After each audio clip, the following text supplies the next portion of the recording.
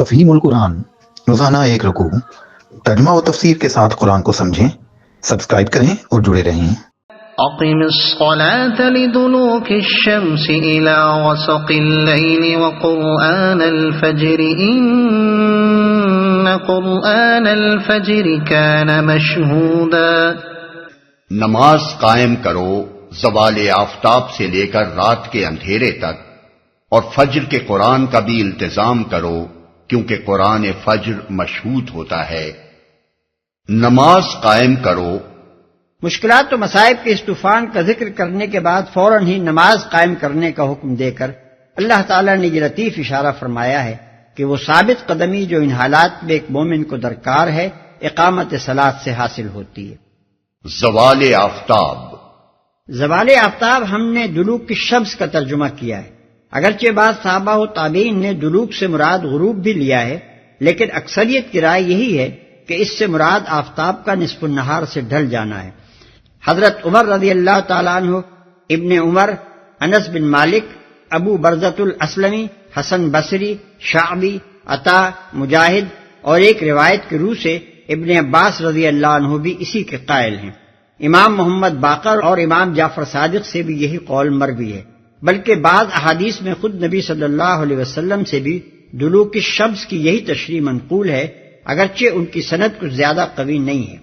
رات کے اندھیرے تک، غسق اللیل بعض کے نزدیک رات کا پوری طرح تاریک ہو جانا ہے، اور بعض اس سے نصف شب مراد لیتے ہیں۔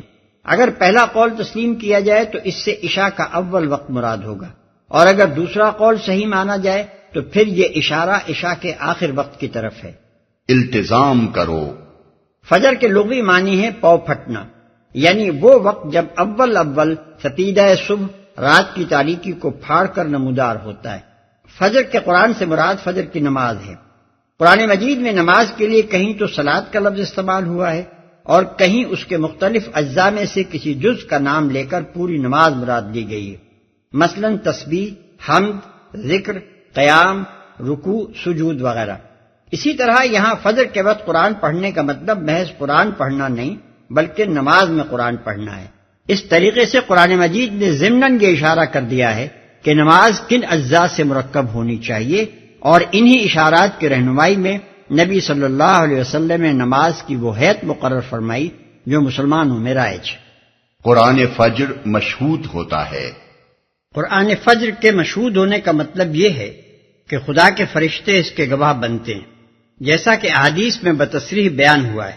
اگرچہ فرشتے ہر نماز اور ہر نیکی کے گواہ ہیں، لیکن جب خاص طور پر نماز فجر کی قرأت پر ان کی گواہی کا ذکر کیا گیا ہے تو اس کا صاف مطلب یہ ہے کہ اسے ایک خاص اہمیت حاصل ہے۔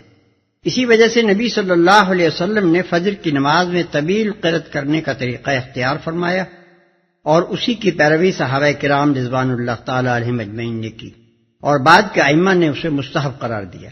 اس آیت میں مجملاً یہ بتایا گیا ہے کہ 5 وقتہ نماز جو معراج کے موقع پر فرض کی گئی تھی اس کے اوقات کی تنظیم کس طرح کی جائے۔ حکم ہوا کہ ایک نماز تو طلوع آفتاب سے پہلے پڑھ لی جائے، اور باقی 4 نمازیں زوال آفتاب کے بعد سے ظلمت شب تک پڑھی جائیں۔ پھر اس حکم کی تشریح کے لیے جبریل علیہ السلام بھیجے گئے، جنہوں نے نماز کے ٹھیک ٹھیک اوقات کی تعلیم نبی صلی اللہ علیہ وسلم کو دی۔ چنانچہ ابو داؤد اور ترمذی میں ابن عباس کی روایت ہے کہ نبی صلی اللہ علیہ وسلم نے فرمایا، جبریل نے 2 مرتبہ مجھ کو بیت اللہ کے قریب نماز پڑھائی۔ پہلے دن ظہر کی نماز ایسے وقت پڑھائی جبکہ سورج ابھی ڈھلا ہی تھا اور سایہ ایک جوتی کے تسمے سے زیادہ دراز نہ تھا۔ پھر عصر کی نماز ایسے وقت پڑھائی جبکہ ہر چیز کا سایہ اس کے اپنے قد کے برابر تھا۔ پھر مغرب کی نماز ٹھیک اس وقت پڑھائی جبکہ روزہ دار روزہ افطار کرتا ہے۔ پھر عشاء کی نماز شفق غائب ہوتے ہی پڑھا دی، اور فجر کی نماز اس وقت پڑھائی جبکہ روزہ دار پر کھانا پینا حرام ہو جاتا ہے۔ دوسرے دن انہوں نے ظہر کی نماز مجھے اس وقت پڑھائی جبکہ ہر چیز کا سایہ اس کے قد کے برابر تھا، اور عصر کی نماز اس وقت جبکہ ہر چیز کا سایہ اس کے قد سے دگنا ہو گیا، اور مغرب کی نماز اس وقت جبکہ روزہ دار روزہ افطار کرتا ہے، اور عشاء کی نماز 1/3 رات گزر جانے پر، اور فجر کی نماز اچھی طرح روشنی پھیل جانے پر۔ پھر جبریل علیہ السلام نے پلٹ کر مجھ سے کہا کہ اے محمد صلی اللہ علیہ وسلم، یہی اوقات انبیاء کے نماز پڑھنے کے ہیں، اور نمازوں کے صحیح اوقات ان دونوں وقتوں کے درمیان ہیں، یعنی پہلے دن ہر وقت کی ابتدا اور دوسرے دن ہر وقت کی انتہا بتائی گئی ہے۔ ہر وقت کی نماز ان دونوں کے درمیان ادا ہونی چاہیے۔ قرآن مجید میں خود بھی نماز کے ان پانچوں اوقات کی طرف مختلف مواقع پر اشارے کیے گئے ہیں۔ چنانچہ سورہ ہود میں فرمایا اقم الصلاۃ طرفی النہار وزلفا من اللیل، آیت 114، نماز قائم کرو دن کے دونوں کناروں پر، یعنی فجر اور مغرب، اور کچھ رات گزرنے پر یعنی عشاء۔ اور سورہ طٰہٰ میں ارشاد ہوا وَسَبِّحْ بِحَمْدِ رَبِّكَ قَبْلَ طُلُوعِ الشَّمْسِ وَقَبْلَ غُرُوبِهَا وَمِنْ آنَاءِ اللَّيْلِ فَسَبِّحْ وَأَطْرَافَ النَّهَارِ، آیت 130، اور اپنے رب کی حمد کے ساتھ اس کی تسبیح کر طلوع آفتاب سے پہلے یعنی فجر اور غروب آفتاب سے پہلے یعنی عصر، اور رات کے اوقات میں پھر تسبیح کر یعنی عشاء، اور دن کے سروں پر یعنی صبح، ظہر اور مغرب۔ پھر سورہ روم میں ارشاد ہوا فسبحان اللہ حین تمسون وحین تصبحون وَلَهُ الْحَمْدُ فِي السَّمَاوَاتِ وَالْأَرْضِ وَعَشِيًّا وَحِينَ تُظْهِرُونَ، آیات 17-18۔ بس اللہ کی تسبیح کرو جب کہ تم شام کرتے ہو یعنی مغرب، اور جب صبح کرتے ہو یعنی فجر، اسی کے لیے حمد ہے آسمانوں میں اور زمین میں، اور اس کی تسبیح کرو دن کے آخری حصے میں یعنی عصر، اور جب کہ تم دوپہر کرتے ہو یعنی ظہر۔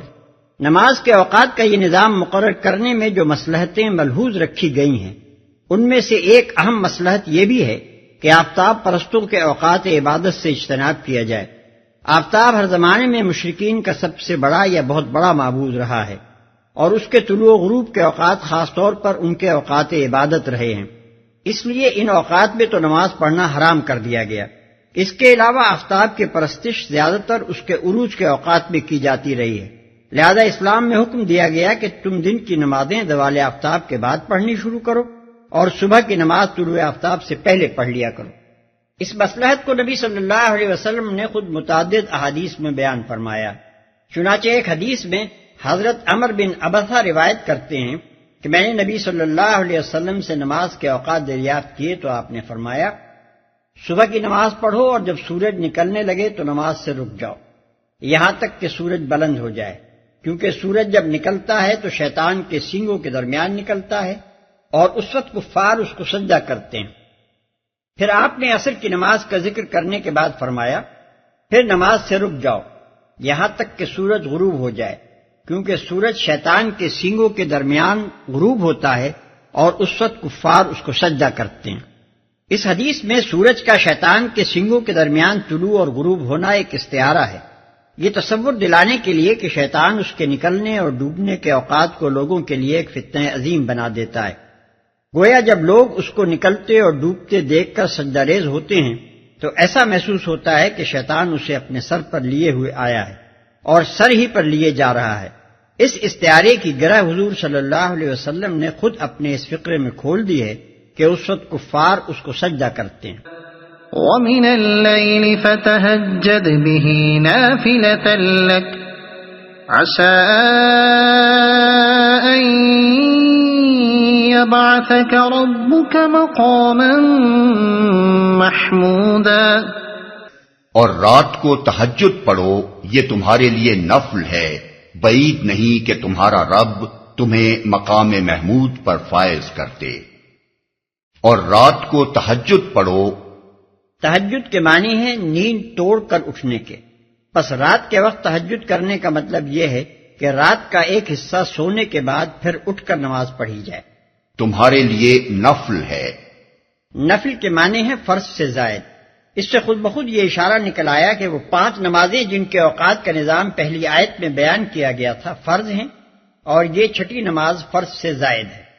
مقام محمود پر فائز کرتے، یعنی دنیا اور آخرت میں تم کو ایسے مرتبے پر پہنچا دے جہاں تم محمود خلائق ہو کر رہو، ہر طرف سے تم پر مدح و ستائش کی بارش ہو اور تمہاری ہستی ایک قابل تعریف ہستی بن کر رہے۔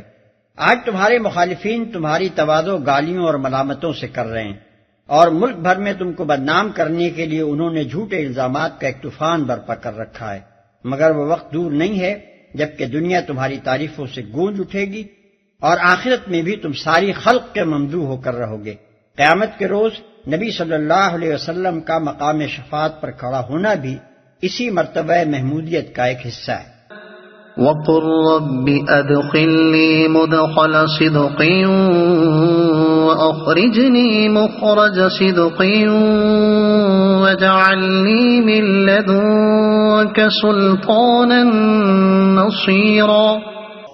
اور دعا کرو کہ پروردگار مجھ کو جہاں بھی تو لے جا سچائی کے ساتھ لے جا، اور جہاں سے بھی نکال سچائی کے ساتھ نکال، اور اپنی طرف سے ایک اقتدار کو میرا مددگار بنا دے، سچائی کے ساتھ نکال۔ اس دعا کی تلقین سے صاف معلوم ہوتا ہے کہ ہجرت کا وقت اب بالکل قریب آ لگا تھا، اس لیے فرمایا کہ تمہاری دعا یہ ہونی چاہیے کہ صداقت کا دامن کسی حال میں تم سے نہ چھوٹے، جہاں سے بھی نکلو صداقت کی خاطر نکلو، اور جہاں بھی جاؤ صداقت کے ساتھ جاؤ۔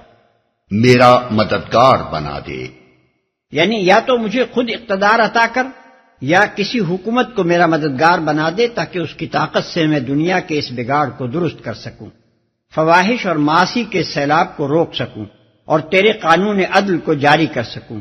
یہی تفسیر ہے اس آیت کی جو حسن بصری رحمۃ اللہ علیہ اور قتادہ رحمۃ اللہ علیہ نے کی ہے، اور اسی کو ابن جریر اور ابن کثیر جیسے جلیل القدر مفسرین نے اختیار کیا ہے، اور اسی کی تائید نبی صلی اللہ علیہ وسلم کی یہ حدیث کرتی ہے کہ اللہ تعالیٰ حکومت کی طاقت سے ان چیزوں کا سدباب کر دیتا ہے جن کا سدباب قرآن سے نہیں کرتا۔ اس سے معلوم ہوا کہ اسلام دنیا میں جو اصلاح چاہتا ہے وہ صرف واضح و تذکیر سے نہیں ہو سکتی، بلکہ اس کو عمل میں لانے کے لیے سیاسی طاقت بھی درکار ہے۔ پھر جبکہ یہ دعا اللہ تعالیٰ نے اپنے نبی کو خود سکھائی ہے تو اس سے یہ بھی ثابت ہوا کہ اقامت دین اور نفاذ شریعت اور اجرائے حدود اللہ کے لیے حکومت چاہنا اور اس کے حصول کی کوشش کرنا نہ صرف جائز بلکہ مطلوب و مندوب ہے، اور وہ لوگ غلطی پر ہیں جو اسے دنیا پرستی یا دنیا طلبی سے تعبیر کرتے ہیں۔ دنیا پرستی اگر ہے تو یہ کہ کوئی شخص اپنے لیے حکومت کا طالب ہو، رہا خدا کے دین کے لیے حکومت کا طالب ہونا تو یہ دنیا پرستی نہیں بلکہ خدا پرستی ہی کا عین تقاضا ہے۔ اگر جہاد کے لیے تلوار کا طالب ہونا گناہ نہیں ہے تو اجرائے احکام شریعت کے لیے سیاسی اقتدار کا طالب ہونا آخر کیسے گناہ ہو جائے گا؟ وقل جاء الحق وزهق الباطل ان الباطل كان زهوقا۔ اور اعلان کر دو کہ حق آ گیا اور باطل مٹ گیا، باطل تو مٹنے ہی والا ہے۔ یہ اعلان اس وقت کیا گیا تھا جبکہ مسلمانوں کی ایک بڑی تعداد مکہ چھوڑ کر حبش میں پناہ گزین تھی، اور باقی مسلمان سخت بے کسی و مظلومی کی حالت میں مکہ اور اطراف مکہ میں زندگی بسر کر رہے تھے، اور خود نبی صلی اللہ علیہ وسلم کی جان ہر وقت خطرے میں تھی۔ اس وقت بظاہر باطل ہی کا غلبہ تھا اور غلبہ حق کے آثار کہیں دور دور نظر نہ آتے تھے، مگر اسی حالت میں نبی صلی اللہ علیہ وسلم کو حکم دے دیا گیا کہ تم صاف صاف ان باطل پرستوں کو سنا دو کہ حق آ گیا اور باطل مٹ گیا۔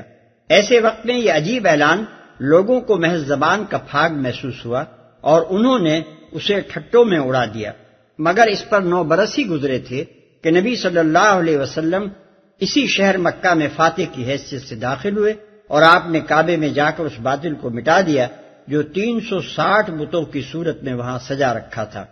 بخاری میں حضرت عبداللہ ابن مسعود رضی اللہ عنہ کا بیان ہے کہ فتح مکہ کے دن حضور صلی اللہ علیہ وسلم کعبے کے بتوں پر ضرب لگا رہے تھے، اور آپ کی زبان پر یہ الفاظ جاری تھے کہ جاء الحق وزهق الباطل ان الباطل كان زهوقا، جاء الحق وما يبدئ الباطل وما يعيد۔ وننزل من القرآن ما هو شفاء ورحمة للمؤمنين ولا يزيد الظالمين إلا خسارا۔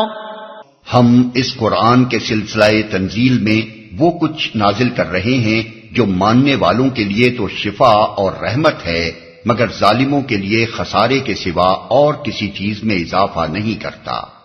یعنی جو لوگ اس قرآن کو اپنا رہنما اور اپنے لیے کتاب آئین مان لیں ان کے لیے تو یہ خدا کی رحمت اور ان کے تمام ذہنی، نفسانی، اخلاقی اور تمدنی امراض کا علاج ہے، مگر جو ظالم اسے رد کر کے اور اس کی رہنمائی سے منہ موڑ کر اپنے اوپر آپ ظلم کریں ان کو یہ قرآن اس حالت پر بھی نہیں رہنے دیتا جس پر وہ اس کے نزول سے یا اس کے جاننے سے پہلے تھے، بلکہ یہ انہیں الٹا اس سے زیادہ خسارے میں ڈال دیتا ہے۔ اس کی وجہ یہ ہے کہ جب تک قرآن آیا نہ تھا یا جب تک وہ اس سے واقف نہ ہوئے تھے، ان کا خسارہ محض جہالت کا خسارہ تھا، مگر جب قرآن ان کے سامنے آ گیا اور اس نے حق اور باطل کا فرق کھول کر رکھ دیا تو ان پر خدا کی حجت تمام ہو گئی۔ اب اگر وہ اسے رد کر کے گمراہی پر اصرار کرتے ہیں تو اس کے معنی یہ ہے کہ وہ جاہل نہیں بلکہ ظالم اور باطل پرست اور حق سے نفور ہیں۔ اب ان کی حیثیت وہ ہے جو زہر اور تریاق دونوں کو دیکھ کر زہر انتخاب کرنے والے کی ہوتی ہے۔ اب اپنی گمراہی کے وہ پورے ذمہ دار اور ہر گناہ جو اس کے بعد وہ کریں اس کی پوری سزا کے مستحق ہیں۔ یہ خسارہ جہالت کا نہیں بلکہ شرارت کا خسارہ ہے، جسے جہالت کے خسارے سے بڑھ کر ہی ہونا چاہیے۔ یہی بات ہے جو نبی صلی اللہ علیہ وسلم نے ایک نہایت مختصر سے بلیغ جملے میں بیان فرمائی ہے کہ القرآن حجت لک او علیک، یعنی قرآن یا تو تیرے حق میں حجت ہے یا پھر تیرے خلاف حجت۔ وَإِذَا أَنْعَمْنَا عَلَى الْإِنسَانِ أَعْرَضَ وَنَأَىٰ بِجَانِبِهِ وَإِذَا مَسَّهُ الشَّرُّ كَانَ يَئُوسًا قُلْ كُلٌّ يَعْمَلُ عَلَى شَاكِلَتِهِ فَرَبُّكُمْ أَعْلَمُ بِمَنْ هُوَ أَهْدَىٰ سَبِيلًا۔ انسان کا حال یہ ہے کہ جب ہم اس کو نعمت عطا کرتے ہیں تو وہ اینٹتا اور پیٹھ موڑ لیتا ہے، اور جب ذرا مصیبت سے دوچار ہوتا ہے تو مایوس ہونے لگتا ہے۔ اے نبی، ان لوگوں سے کہہ دو کہ ہر ایک اپنے طریقے پر عمل کر رہا ہے، اب یہ تمہارا رب ہی بہتر جانتا ہے کہ سیدھی راہ پر کون ہے۔ اگر آپ کو یہ ویڈیو پسند آئی ہو تو اسے لائک کریں، دوسروں تک پہنچانے کے لیے شیئر کریں، اور مزید ایسی ہی معلوماتی ویڈیوز کے لیے ہمارے چینل عبد المالک ہاشمی کو سبسکرائب ضرور کریں۔ نئی اپڈیٹس کے لیے بیل آئیکن دبائیں تاکہ آپ کو ہماری ہر نئی ویڈیو بر وقت مل سکے۔ آپ کی حوصلہ افزائی ہمیں مزید بہترین مواد بنانے میں مدد دے گی۔ شکریہ۔